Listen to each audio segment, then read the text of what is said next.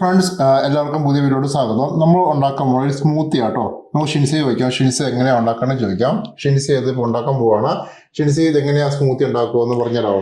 നമ്മളിന്ന് ഉണ്ടാക്കാൻ പോകുന്നത് ബനാനയും അതായത് നമ്മുടെ റോബസ്റ്റ പഴവും അതുപോലെ നമ്മുടെ കപ്പലിൻ്റെ മിഠായി ഇത് രണ്ടും കൂടെ വെച്ചിട്ടുള്ള ഒരു സ്മൂത്തിയാണ് ഇത് ചെയ്യാൻ പോകണേ. നമുക്ക് ഈസി ബ്രേക്ക്ഫാസ്റ്റ് റെസിപ്പി ആയിട്ടൊക്കെ വേണം യൂസ് ചെയ്യാം. വളരെ ഹെൽപ്ഫുൾ ആയിട്ടുള്ള നല്ല ഹെൽത്തി ആയിട്ടുള്ള ഒരു സ്മൂത്തിയാണ്. സോ നമുക്ക് എങ്ങനെയാന്ന് നോക്കാം.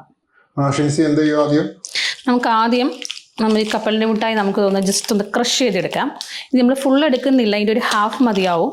നമുക്ക് ജസ്റ്റ് ഒന്ന് ക്രഷ് ചെയ്തെടുക്കാം കേട്ടോ. ജസ്റ്റ് ചെറുതായിട്ടൊന്ന് ഇത് പൊട്ടിച്ചതിനകത്തോട്ടിട്ട് നമുക്ക് ജസ്റ്റ് ഒന്ന് മിക്സിയിലിട്ടൊന്ന് ക്രഷ് ചെയ്തെടുക്കാം. ഇതിനോടൊപ്പം തന്നെ വേറെ എന്താ ഇടുന്നത്? നമ്മൾ ആദ്യം ഇത് ക്രഷ് ചെയ്യുന്നത് മാത്രമേ ഉള്ളൂ.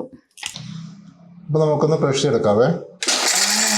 അപ്പോൾ നമുക്ക് ഈ രീതിയിൽ ഇതൊന്ന് ക്രഷ് ചെയ്തെടുക്കണം കേട്ടോ. നമ്മൾ ജസ്റ്റ് ക്രഷ് ചെയ്യുവാണെങ്കിൽ നമുക്ക് പെട്ടെന്ന് ഇത് സ്മൂത്തായിട്ട് അരഞ്ഞ് കിട്ടും. അല്ലെങ്കിൽ കുറച്ച് കട്ടിക്ക് കിടക്കും അവിടെയൊക്കെ. അപ്പോൾ അതുകൊണ്ട് നമ്മളൊന്ന് ക്രഷ് ചെയ്ത് ഇപ്പോൾ ഇത് ഇതുപോലെ നമ്മൾ ജസ്റ്റ് ഒന്ന് ക്രഷ് ചെയ്തെടുത്തിട്ടുണ്ട്. ഇനി ഇതിനകത്തോട്ട് നമുക്ക് നമ്മുടെ റോബസ്റ്റ പഴം ആഡ് ചെയ്യാം കേട്ടോ. ഇനി നമുക്ക് ഇതിനകത്തോട്ടൊരു റോബസ്റ്റ ഇച്ചിരി അത്യാവശ്യം വലിപ്പമുള്ളൊരു പഴമാണ്. നിങ്ങളുടെ ആവശ്യത്തിനനുസരിച്ചുള്ള റോബസ്റ്റ ചേർക്കാം കേട്ടോ. ഞാനിത് അതിനകത്തോട്ട് ജസ്റ്റ് ഒന്ന് കട്ട് ചെയ്ത് ഇട്ട് കൊടുക്കുകയാണേ. റോബസ്റ്റയൊക്കെ ഏറ്റവും നല്ലതല്ലേ? നമുക്ക് റോബസ്റ്റ ഉപയോഗിക്കാം, ചെറുപഴം ഉപയോഗിക്കാം. ഏത്തപ്പഴത്തിനേക്കാൾ നല്ലത് ചെറുപഴമോ റോബസ്റ്റോ ഒക്കെ ആയിരിക്കും. നമുക്കൊരു രണ്ട് പഴം ഉപയോഗിക്കാം അല്ലേ? നിങ്ങൾക്ക് വേണ്ട ക്വാണ്ടിറ്റി അനുസരിച്ച് 1-2 ഒക്കെ ആഡ് ചെയ്യാം കേട്ടോ. ചെറുപഴവും നല്ലതാണ്. റോബസ്റ്റ അല്ലെങ്കിൽ ചെറുപഴം വേണമെങ്കിൽ യൂസ് ചെയ്യാം കേട്ടോ. ഇനി നമുക്ക് ഇനി നമുക്കിത് കട്ടായിട്ടുള്ള മിൽക്കാണേ. നമ്മുടെ പാസ്ചറൈസ്ഡ് മിൽക്കാണ്, ലോ ഫാറ്റ് മിൽക്കാണ്. ഇതൊന്ന് നമുക്ക് ജസ്റ്റ് ഒന്ന് ക്രഷ് ചെയ്തിട്ട് നമ്മുടെ ജാലോട്ട് ആഡ് ചെയ്യാം കേട്ടോ. നമുക്ക് ജസ്റ്റ് ഒന്ന് നമ്മുടെ ചപ്പാത്തി കോല് കൊണ്ടൊന്ന് ജസ്റ്റ് ഒന്ന് ഇടിച്ചു കൊടുത്താൽ മതി. അപ്പോൾ ക്രഷ് ചെയ്തില്ലെങ്കിൽ, ഇങ്ങനെ ഒഴിച്ചില്ലെങ്കിൽ നമ്മുടെ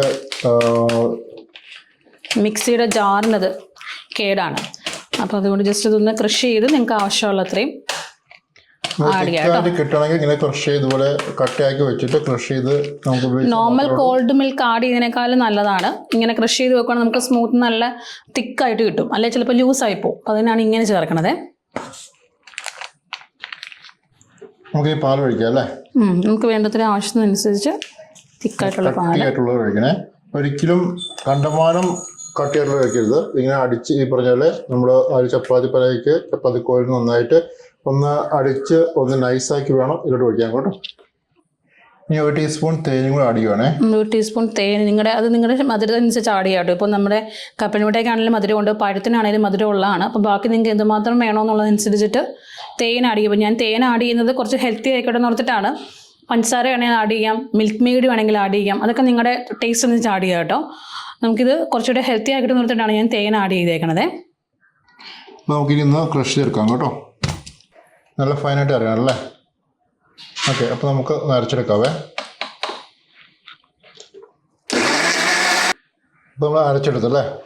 നമ്മൾ നല്ല സ്മൂത്തായിട്ട് നല്ല ഫൈനായിട്ട് അരച്ചെടുത്തിട്ടുണ്ട് കേട്ടോ.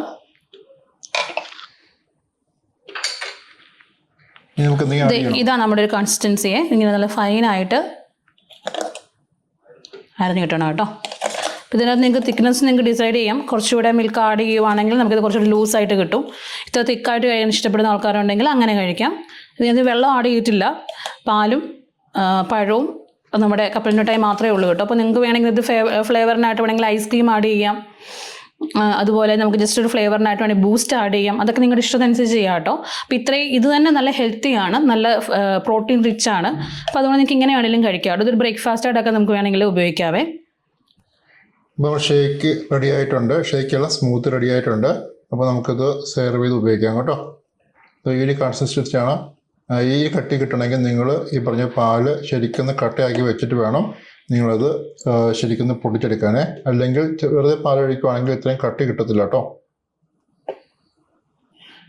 ഫൈനലി നമ്മുടെ സ്മൂത്തിങ്ങിനായിട്ടുണ്ട്.